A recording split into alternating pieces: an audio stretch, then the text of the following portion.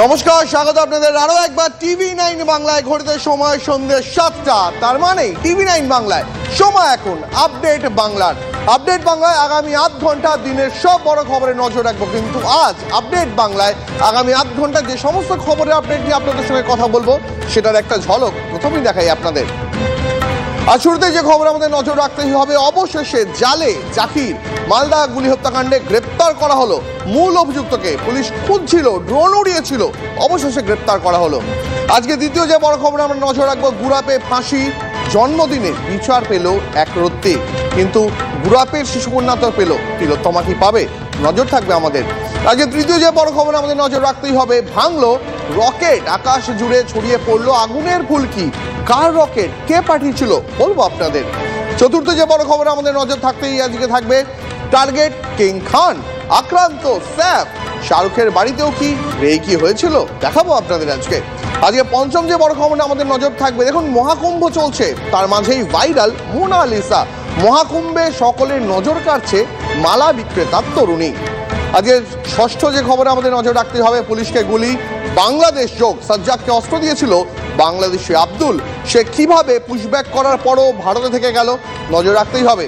আর সপ্তম যে খবর আমাদের নজর থাকবে, হার্ভার্ডে পড়াশোনা করেও বেকার, হার্ভার্ডের 23% MBA আজ বেকার। এই সব বড় খবরে নজর থাকবে আগামী আধ ঘন্টা।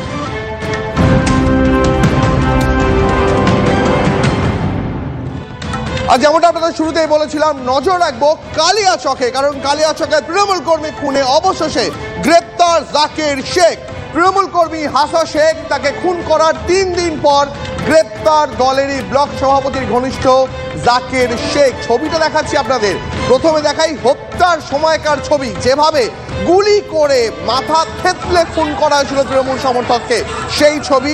তারপর দেখাবো গত 48 ঘন্টা ধরে পুলিশের ড্রোন উড়িয়ে খুঁজছিল এই জাকির শেখকে।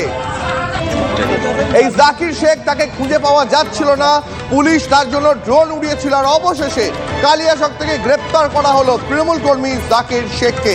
আরো বিস্তারিত কথা বলতে এই মুহূর্তে মালদা থেকে আমার সহকর্মী শুভতোষ রয়েছেন। শুভতোষ, আমরা পুলিশের চরম তৎপরতা দেখেছিলাম, ড্রোন উড়িয়ে পুলিশ কুকুরে নামিয়ে জাকির শেখকে খোঁজা হচ্ছিল, অবশেষে সেই জাকিরের খোঁজ মিলল কালিয়াচক থেকেই। তাহলে কালিয়াচকে সে কি করে গত 3 দিন ধরে লুকিয়ে থাকলো, এই প্রশ্ন উঠবেই।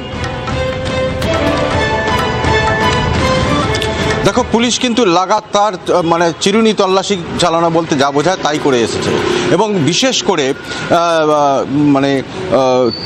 তোমার এই সুজাপুর বিধানসভা কেন্দ্রের বিভিন্ন এলাকা, কালিয়াচক শুধু নয়, কালিয়াচক তো বটেই, কালিয়াচক বিশেষ করে সুজাপুর, এবং সুজাপুরের মধ্যে মোয়াজ্জেমপুর, তারপরে জালুয়াবাথান ইত্যাদি গ্রামগুলোতে মানে তন্ন তন্ন করে চিরুনি তল্লাশি করে। মানে এই সমস্ত এলাকা কিন্তু একেবারে দুষ্কৃতীদের মানে ঘাঁটি, সেখানে কখনো কখনো পুলিশও তেমন ফোর্স না নিয়ে যেতে ভয় পায়। এই সমস্ত সমস্ত এলাকা তেমন যদি ফোর্স না হয়, এর আগেও বহুবার পুলিশের ওপর যখন অভিযান চালাতে গিয়ে পুলিশের ওপর হামলা হয়েছে।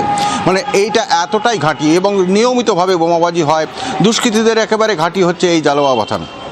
তো এই সমস্ত এলাকাগুলোতে পুলিশ কিন্তু একেবারে মাঠে নেমে কোমর বেঁধে নেমে পড়ে। বুঝতে পারছি, নজর রাখো। আপাতত তোমাকে অনেক ধন্যবাদ।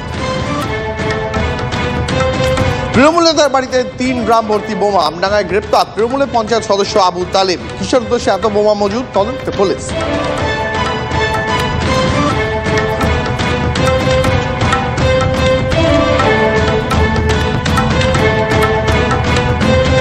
এই মুহূর্তে যে ছবি দেখতে পাচ্ছেন আপনারা, কিসের উদ্দেশ্যে এত বোমা মজুদ, পুলিশের তদন্ত শুরু করেছে। কিন্তু প্রশ্ন হচ্ছে, আমডাঙ্গায় গ্রেপ্তার তৃণমূল পঞ্চায়েত সদস্য আবু তালেব, সে কি উদ্দেশ্যে এত বোমা মজুদ করে রেখেছিল?